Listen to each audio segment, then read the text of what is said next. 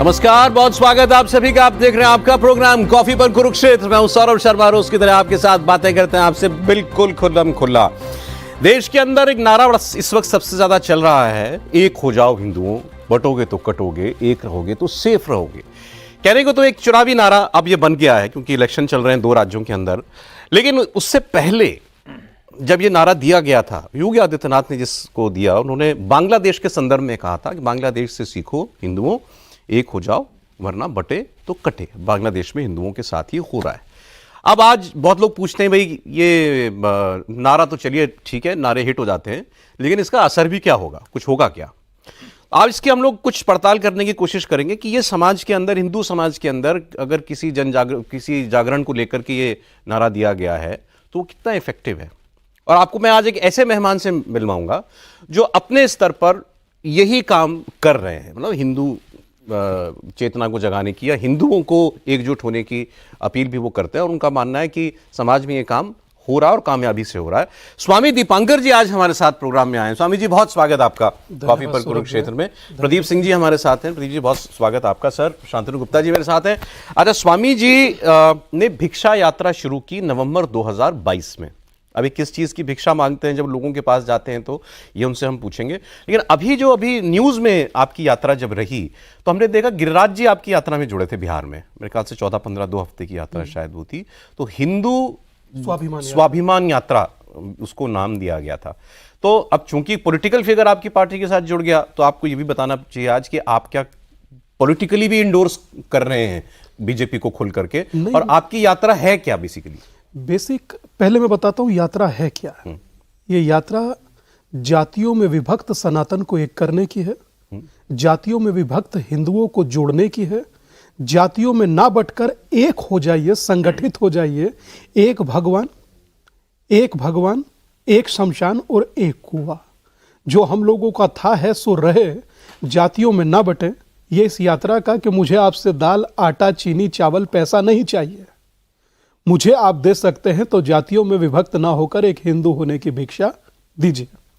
और मैं समझता हूं कि अब तक इससे 80 लाख लोग जुड़े जिन्होंने संकल्प लिया। अच्छा। और ये यात्रा निरंतर जारी है। ये उत्तर प्रदेश के देवबंद से शुरू हुई थी। ये यात्रा ऐतिहासिक होगी। ये यात्रा मात्र मेरी नहीं है, ये यात्रा किसी दल की नहीं है, ये यात्रा 100 करोड़ हिंदुओं के बल की है। अब बीजेपी तो देखिए चुनाव में वोट के लिए एकजुट होने के लिए कह रही है, ठीक।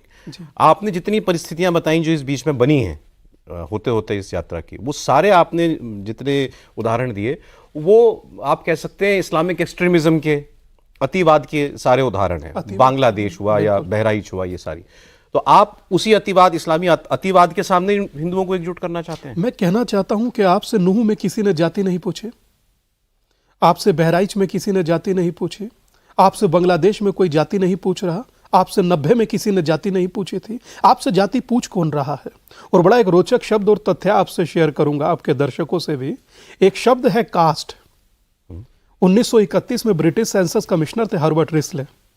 वो बोलते हैं कि जिनका माथा ऐसा वो उच्च जाति, जिसकी ठोडी ऐसी वो उच्च जाति, जिसके कंधे ऐसे वो उच्च जाति, जिसके पांव ऐसे वो निम्न जाति। मतलब कुल मिलाकर उन्होंने अपने तरीके से उसको क्रमवार सजाया। किसी ने आज तक नहीं कहा, या हमने आज तक नहीं कहा कि तेली ऊंचा या माली, लोहार ऊंचा या सुनार, आज तक नहीं कहा। बांटा हमने नहीं, और ना ही किसी एक धर्म ग्रंथ में, मैं चुनौती से कहता हूं, किसी एक धर्म ग्रंथ में जाति का जिक्र नहीं, वर्ण का जिक्र है। वर्ण भी क्या? श्रीमद् भगवद गीता अध्याय नंबर 4 श्लोक नंबर 13 पन्ना नंबर 176 स्पष्ट कहता है, चातुर्वर्ण मया सृष्टम गुण कर्म विभाग्यश। गुण और कर्म के आधार पर बांटा जाता है, जाति के आधार पर नहीं। तो जो योगेश्वर कह रहे हैं सो मानो, या जो नेता कह रहे हैं सो मानो। लोग क्या मानते हैं? लोग कहते हैं कि हम एक हैं। मुझे गर्व है अपने हिंदू होने पर। और जब स्वामी विवेकानंद कह सकता है मुझे गर्व है अपने हिंदू होने पर, या मुझे गर्व है कि मैं हिंदू हूं। और मुझे याद है तो ब्रिटिश तुलसी गबार्ड अमेरिकन राष्ट्रपति पद की उम्मीदवार रही हैं, वो कहती है I am proud Hindu. Rishi Sunak यहां आकर कहते हैं आई एम प्राउड हिंदू। और उस समय में अटल जी कहते थे हिंदू तन मन, हिंदू जीवन, रग रग हिंदू मेरा परिचय। तो जिसमें तमाम नदियां आकर गिरे वो सिंधु हैं हम। हमें गर्व है दादा खुद पर के हिंदू है। भाई अब ये योगी जी की फोटो लगी है। अभी योगी आप सन्यासी हैं, वो भी साधु सन्यासी हैं। अभी खड़गे साहब ने क्या बोला, कांग्रेस पार्टी के अध्यक्ष ने, भाई आप गिरवा पहनते हो, भगवा पहनते हो तो जाओ ना मठ में, राजनीति में क्या करने आए हो। ऐसे ही आप पे वो सवाल उठेगा कि आप सन्यासी होकर के पॉलिटिकल बात करते हैं। मैं समझता हूं कि जब अहमद शाह अब्दाली आया था तो निकालने वाले सन्यासी ही थे। आनंद मठ बंगाल का किसी से छुपा नहीं है, और वर्तमान की स्थिति में अगर कोई सन्यासी समाज को संगठित करने के लिए उठता है, हालांकि बहुत पहले खड़ा हो जाना चाहिए था, 2 साल ही हुए हैं, मैं लेट हूं, या ये कहूं कि जन्मा लेट हूं, मुझसे पहले अब तक ये कार्य हो जाना चाहिए था। और आपका चैनल और आपका शो बड़ा चर्चित है। मैं करबद्ध प्रार्थना तमाम सन्यासियों से कर रहा हूं, अब बाहर निकलिए और अपने समाज को संगठित करिए, वरना विभक्त समाज स्वयं के लिए विघटनकारी होता है। और रही बात खड़गे जी की, मैं समझता हूं कि death will kill you later but your ignorance will kill you much before it. नासमझी ना मार डाले, ये नासमझी है भगवा पर कोई बात कहना या शब्द कहना। रामायण नहीं पढ़े कि सन्यासी से बेहतर राजा नहीं होता।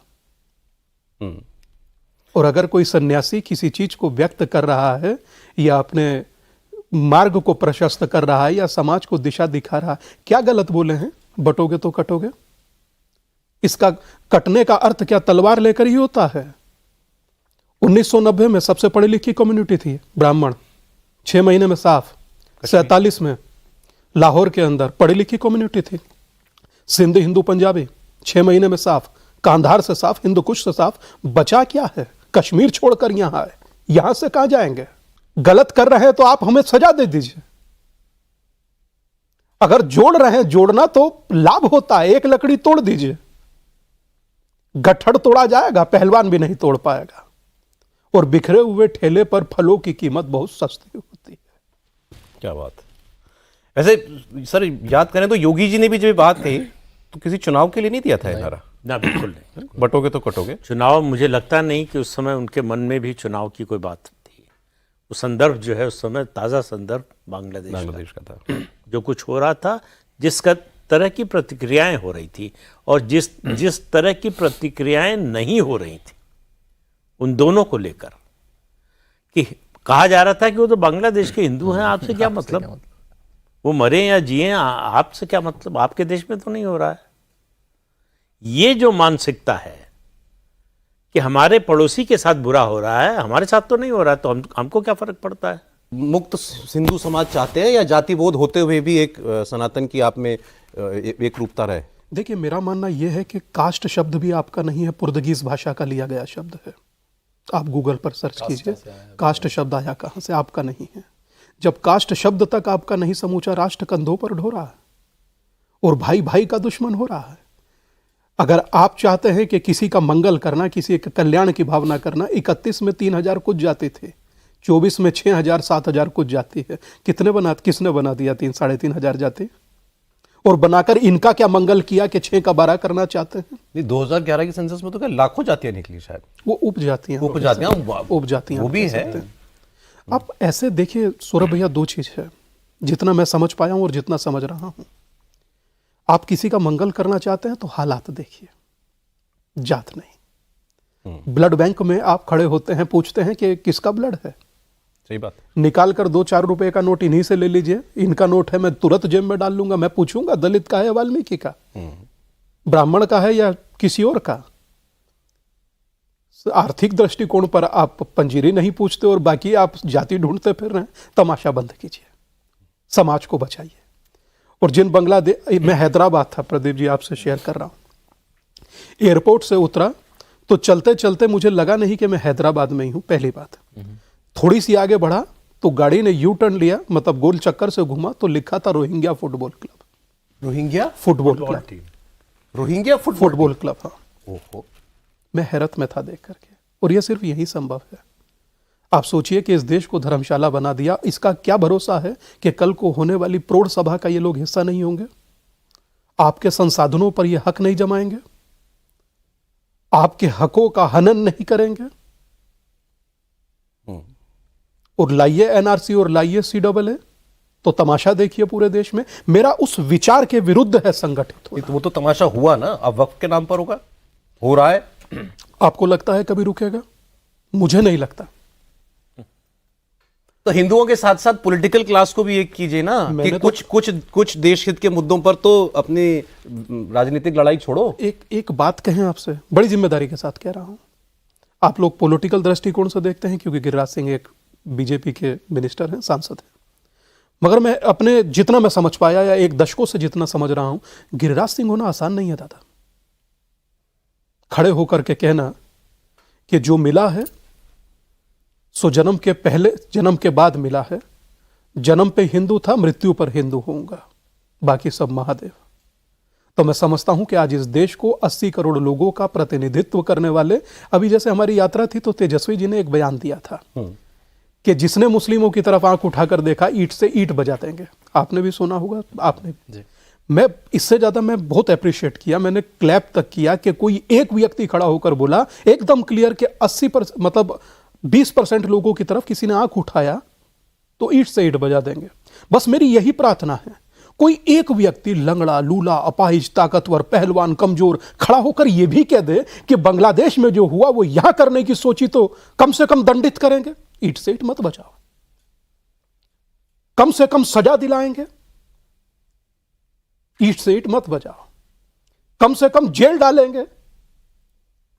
इनका भी तो कोई सुध ले ले भाई साहब। इनकी यात्राओं पे पत्थर पड़ते हैं।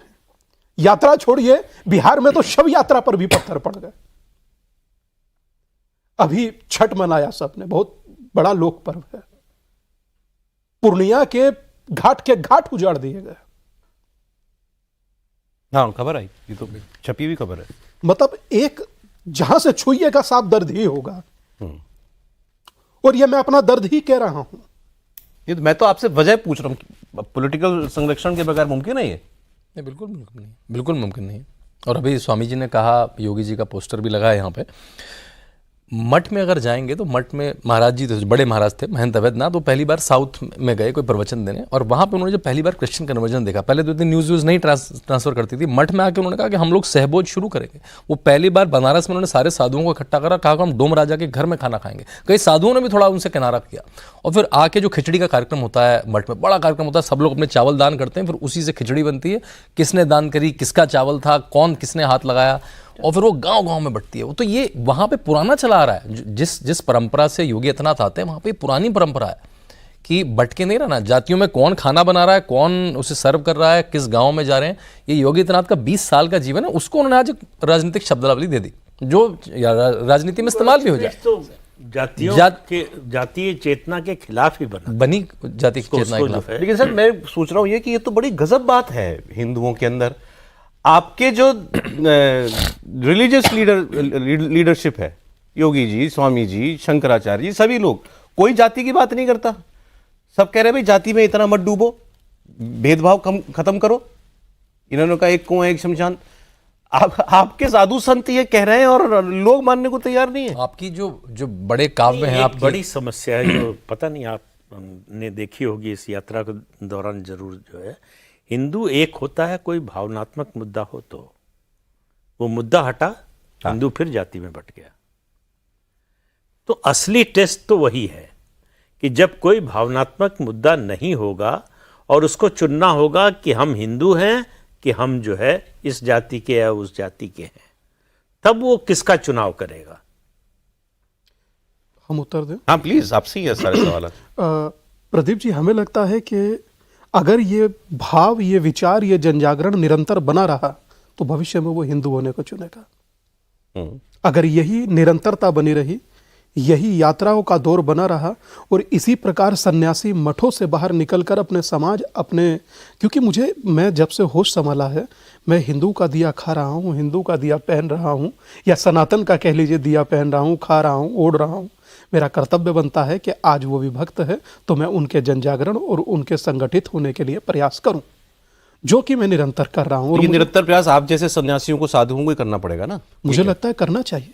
समाज साथ खड़ा हो जाता। आप सोचिए ना दादा, एक ना हम लोगों का कोई बड़ा PR टीम है, ना हम लोगों के पास बहुत ज्यादा कोई धन धान्य है, खड़े ही ना हुए। 80 लाख लोगों का जुड़ जाना साधारण नहीं होता। वो आपसे वही पूछ रहे हैं, ये जो 80 लाख लोगों ने आपको भिक्षा में अपने सनातनी होने का संकल्प दिया है, ये संकल्प आपके यात्रा से निकलते ही गायब तो नहीं हो जाएगा? मुझे ऐसा नहीं लगता, क्योंकि जब संकल्प होता है सामने महादेव की प्रतिमा होती है, और संकल्प वो जिसमें कोई विकल्प ना हो। और महादेव के सामने भी अगर जो कोई, हमें नहीं लगता कि कोई सनातनी हिंदू ये कहेगा कि मैं आज संकल्प ले रहा हूं, बाहर निकलते ही बढ़ जाऊंगा। ये कोई ऐसा सीरियल नहीं है आधे घंटे बाद खत्म हुआ और आप बाहर आ गए। ये आपके अस्तित्व का सवाल है। तो एक होके वो करेगा क्या? संगठित होकर रहेगा, संगठित होकर रहेगा, अपने हिंदू होने पर गर्व करेगा, अपने समाज और अपने राष्ट्र के कल्याण की कामना के साथ देश को निरंतर आगे बढ़ाएगा। बीजेपी को वोट करेगा? देखिए दादा, मैं ये नहीं कहूंगा कतई, मैं ये कतई नहीं कहूंगा, क्योंकि मैं राजनीतिक नहीं हूं।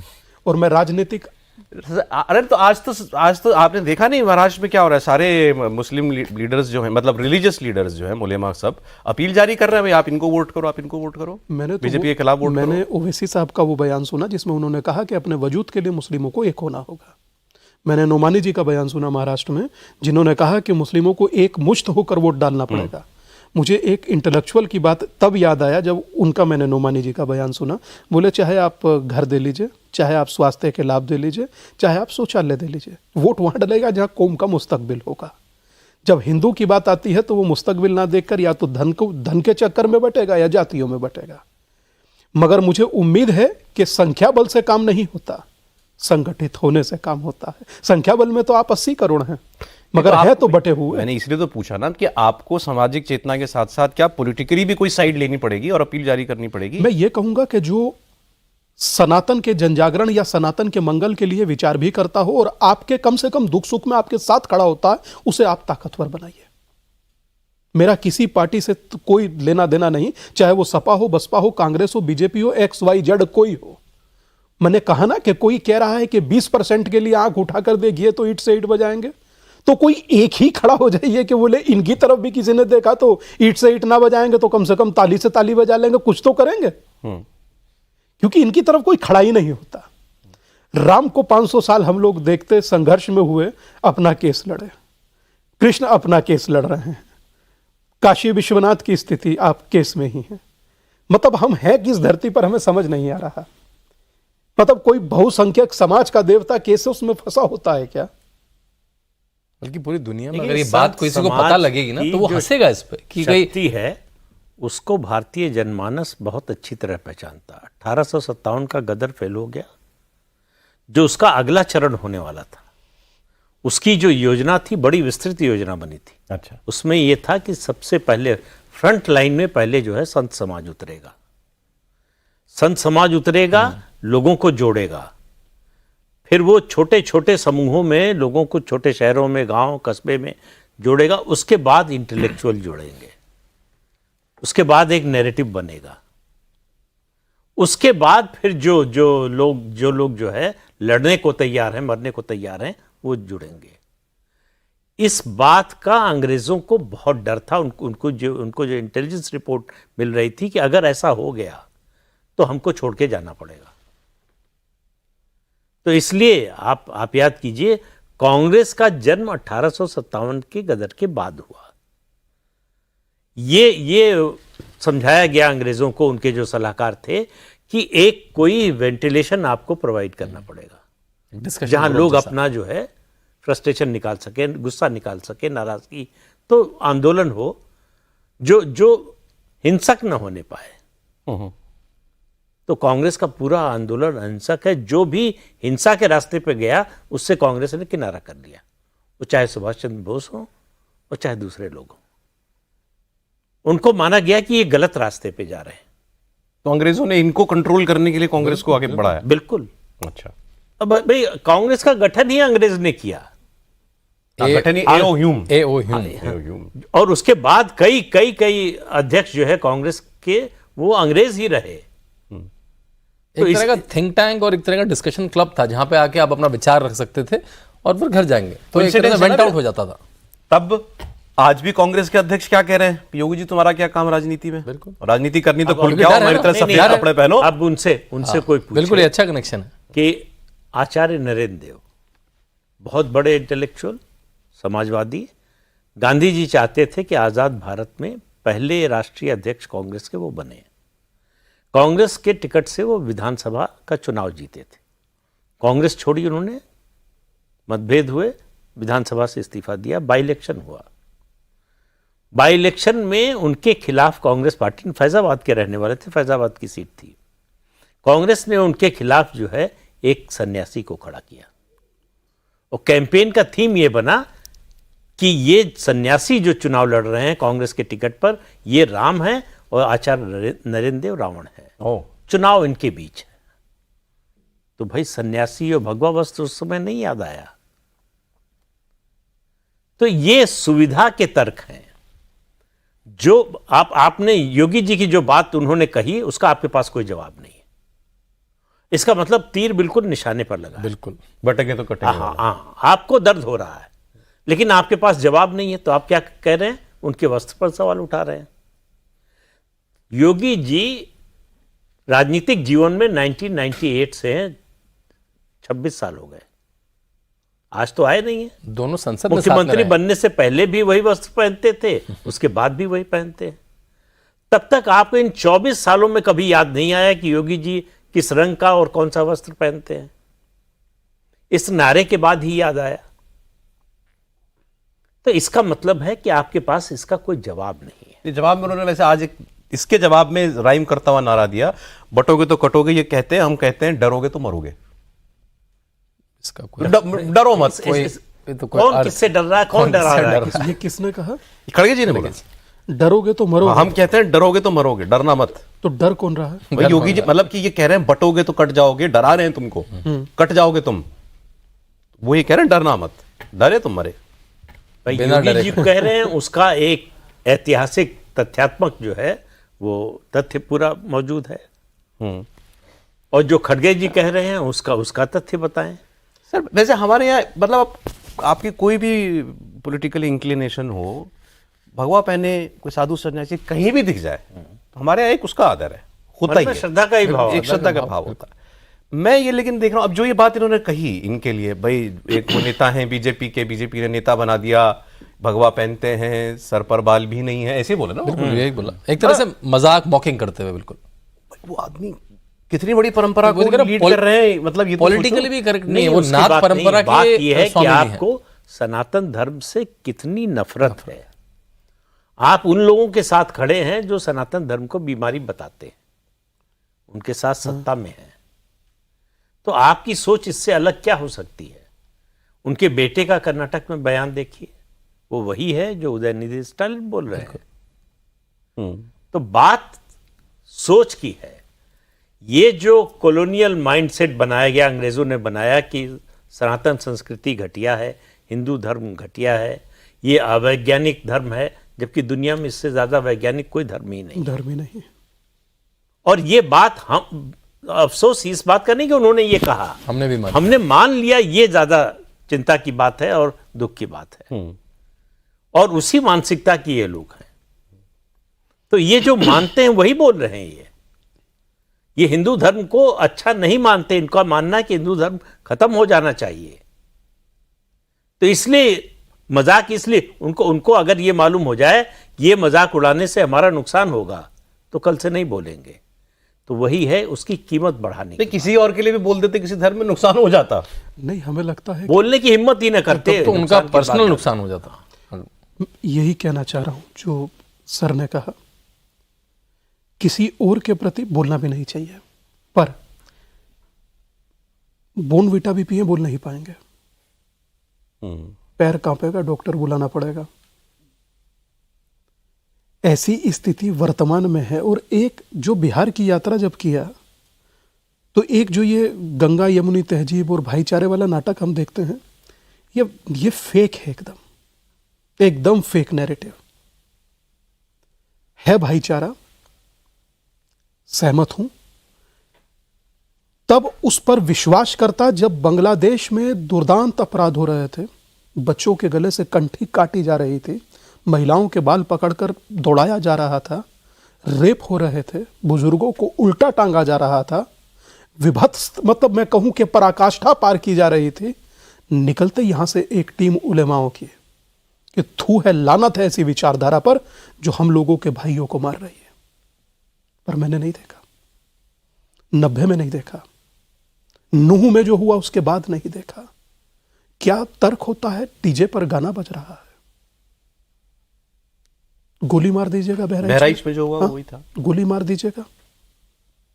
अच्छा सोचिए कि इनका दुख भी जाति देखकर होता है। उसको गोली मारा तो सब मौन। आप कह रहे हैं मिश्रा था इसीलिए? गुनाह उनके भी लिखे जाएंगे जो तटस्थ और मौन रहे, कि गोली मारा तो मौन, और उसके हत्यारों के पांव में लगा तो पोपकन की भांति उछलने लगे।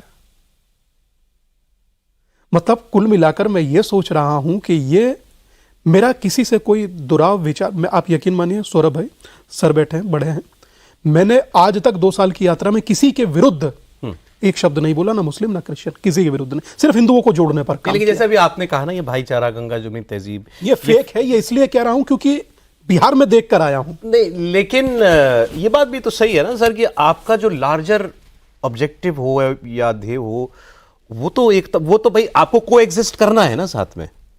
इससे कोई इनकार नहीं कर रहा, कोई करता भी नहीं। प्रयास तो उसी दिशा में होने चाहिए ना। नहीं, प्रयास उसी दिशा में होने चाहिए। किस तरह के और कितने प्रयास होने चाहिए? अगर गंगा जमुनी तहजीब थी तो देश बटा क्यों, ये बताए कोई हमें। तब कोई एग्जिस्टेंस की बात क्यों नहीं आ रही थी? तब साथ नहीं रहना था। तब यह था कि हमको अपने मजहब के आधार पर अलग देश चाहिए। तो ये जो है ना, ये इस्लाम में एक है अल-तक़िया, कि जहां काफिरों से घिर जाओ वहां भाईचारे की बात करो। तो ये जो भाईचारा गंगा जमुनी तहजीब है वहां है। आप भारत छोड़ दीजिए, चलिए हिंदुओं से समस्या है मान लिया, दुनिया का कोई देश बताइए जहां जो है इस तरह का भाईचारा चल रहा हो। कोई ऐसा देश बताइए जो जहां गैर मुस्लिम आबादी में चाहे जितने रहे हों, वहां मुस्लिम आबादी बढ़ी तो उनका क्या हुआ? नहीं, बट मैंने फिर वही बात कहूंगा, इस सब के बावजूद बंटवारा हुआ देश का धर्म के आधार पर। आप धर्म के, देश के अंदर सौहार्द रहे और देश की सीमाएं सुरक्षित रहे, दोनों लक्ष्यों के साथ चलेंगे ना? नहीं, दोनों लक्ष्यों के साथ चलेंगे, लेकिन आप चल नहीं सकते। आप, इसका मतलब आप किसी और दुनिया में जी रहे हैं। मैं इसी आपके ही प्रोग्राम में 2 बार गुरुदेव रविंद्रनाथ टैगोर को कोट कर चुका हूं, फिर से कर रहा हूं, कि दुनिया में 2 ऐसे मजहब हैं, इस्लाम और क्रिश्चियनिटी, जिनके साथ भाईचारा के साथ रहने का मतलब है कि आप उनके धर्म को स्वीकार कर लें, वरना नहीं हो सकता ये। तो आप कन्वर्ट हो जाइए, देखिए आप कितने अच्छे दोस्त हो जाते हैं। तो समस्या जो है वो किसी व्यक्तिगत रूप से मुसलमान से मुझे कोई समस्या नहीं है। वो जो सोच उनके अंदर भरी गई है कि जो हमारे मजहब को नहीं मानता उसको जीने का अधिकार नहीं, समस्या सिर्फ वहां है। आपके भी दोस्त होंगे मुसलमान, मेरे भी दोस्त हैं, उसमें कोई बुराई नहीं, कोई समस्या नहीं है। लेकिन उसके सामने जब देश और अपने धर्म में से चुनने का समय आएगा तो वो अपने धर्म को चुनेगा। नहीं तो नसरुल्ला मारा जाता है और कश्मीर में चुनाव का मुद्दा बन जाता है। बिहार में जिसको पता नहीं है, स्पेलिंग नहीं पता है नसरुल्ला की क्यों है वहाँ पे, वो पता है कि वहाँ तो शिया जगत खुश है, सुन्नी जगत कुछ नहीं पता, नहीं मुसलमान मरा है मुझे करना पड़ेगा। तो जो उनका उम्मा है वो एक के बस में पड़ा है। हमारे अपार्टमेंट में, मॉडर्न अपार्टमेंट रहता हूँ, सैटरडे संडे को कुरान पढ़ाने आते हैं मौलवी बहुत सारे घरों में। ठीक है, वो अपने रिलीजियस शिक्षा अच्छी बात है, लेकिन वो बिल्कुल सजग है उस चीज़ के लिए। और भारत में आप कोई क्षेत्र बता दीजिए जहाँ पे काबिलियत हो और मुस्लिम व्यक्ति या क्रिश्चियन व्यक्ति को, आपके चैनल में होंगे लोग, क्रिकेट में होंगे लोग, बॉलीवुड में लोग होंगे, उन्होंने बड़ी बड़ी कंपनियां बना ली, कहाँ पे उनको रोका गया? और वो हमारा सेकुलरिज्म है। हमने किसी को इसलिए नहीं रोका क्योंकि वो मुसलमान है या क्रिश्चियन है। ऐसा पाकिस्तान में दिखा दीजिए। हमारा कोई एक MP हिंदू मूल का UK में बन जाए, US में बन जाए, तो हम लोग ऐसे ताली बजाते हैं, देखिए एक हिंदू वहाँ बन गया। यहाँ तो बाहर से लोग आए, आक्रांता आए, हमारे देश मंदिर सब जला दिए, हमने उनको ये तो मुझे स्वामी जी बताया भाई, ये तो हमारे अंदर नहीं है ना इस बात की चेतना कि भाई मुझे मेरे धर्म की शिक्षा मुझे हो और तब मैं अपने बच्चों को दूं। नहीं है तो नहीं है भाई। मैं खुद भी, मैं कौन सा अपने बच्चों को कह रहा हूँ गीता पढ़ बैठ के, नहीं बोल रहा, इसलिए कि ये पढ़ाया नहीं, ये बताया नहीं गया कि क्या अच्छाई है उसमें। आप अपने बच्चों को, दोस्तों को, साथियों को, रिश्तेदारों को वो बात बताएंगे जो आपको लगेगा कि ये अच्छी चीज है, सबको जानना चाहिए। एक व्हाट्सएप पे कोई मैसेज आ जाए जो लगे कि नहीं ये तो सबको जानना चाहिए, तुरंत फॉरवर्ड करेंगे। तो जब मन में भाव यही हो कि एक अपराध बोध हो कि हम गलत धर्म में पैदा हो गए, बल्कि ये ठीक है, उसके विरोध की बातें, महाभारत घर में रखोगे तो लड़ाई हो जाएगी। रामायण, अरे ये तो एंटी वुमेन है, माता सीता का अग्नि परीक्षा क्यों हो गई। महाभारत में सबसे पहले वो एकलव्य की कहानी पूछेंगे, कर्ण की कहानी पूछेंगे, वो जिसमें कहाँ पे उसे फॉल्ट लाइन दिख रही है, जिससे उससे बचें आप। रामायण से बचें, महाभारत से बचें। एक ऐसा ग्रंथ है जिसे घर में रख लीजिए तो आप चाहे सारे जीवन प्रयाग भी ना नहाइए तो भी पुण्य मिलता है। पंचम वेद भी कहा जाता है उसको। तो महाभारत के वन पर्व में एकलव्य का जिक्र है। एकलव्य को किस तरह से शो किया जाता है, मतलब एक प्रधान सेनापति के पुत्र को क्या बनाकर दिखाया जाता है, जिसका एक बाण उस श्वान के मुंह को भर दिया और तीर निकले तो एक घाव नहीं। ऐसे योगेश्वर की श्रीमद् भगवत गीता पर हम चर्चा कर रहे हैं। बिल्कुल ठीक। ये धारणा, आम धारणा ही है, घर में रखोगे घर टूट जाएगा, झगड़ा हो जाएगा। सब महाभारत बनाई गई और Ramayan is anti feminism, anti feminist. बिल्कुल, सीता जी के साथ कितने अत्याचार हुए, इसलिए रामायण मत पढ़ो। नहीं, मैं समझता हूं कि रामायण एकमात्र ऐसा ग्रंथ है जो हमको सिखाता है कि कैसे जीवन जीना है, और कृष्ण का श्रीमद् भगवत गीता सिखाता है कि मर्यादा में कैसे रखना है। तो जो लोग सनातन को बीमारी जैसे भी बता रहे थे, स्टालिन साहब की पार्टी के लोगों ने बोला, खड़गे साहब के बेटे ने भी ऐसी बातें कही, वो भी तो आप ही के हित समाज के लोग हैं ना। अब उन ऐसे लोगों से क्या इनके सामने क्या रवैया होना चाहिए? राजनेता का सहिष्णुता तो रखनी है ना। राजनेता की स्थिति आप समाज से मत जोड़िए। राजनेता समाज से बहुत परे होता है, वैचारिक जीवन को कम जीता है, कमरे के जीवन को अधिक जीता है। वो मात्र आपको चुनाव पर दिखता है, मगर जो समाज एक जीवन को जी रहा होता है, वो अगर कोई समाज ऐसा कह दे या कोई समाज के विषय में ऐसा कह दे कि सनातन का समूल नष्ट हो जाना चाहिए या कर देना चाहिए, उसको एड्स जैसी बीमारी बता दे, उसको हैजा जैसा बीमारी बता दे, और समूचा देश मुखदर्शक बने देखता रहे, क्यों? तो क्योंकि दिमाग में है ना कि ठाकुर की लड़ाई है ठाकुर लड़े, यादव की लड़ाई है यादव लड़े। मैं कंप्लीट कर दूं, बनिया की लड़ाई है बनिया लड़े, ब्राह्मण की लड़ाई है ब्राह्मण लड़े। जब बात हिंदू की होगी तो ये बोलकर दिखाएं। अगर हिंदू संगठित हो ये कहकर दिखाएं। एक नहीं बोलेगा, मैं दावे से कह सकता हूं।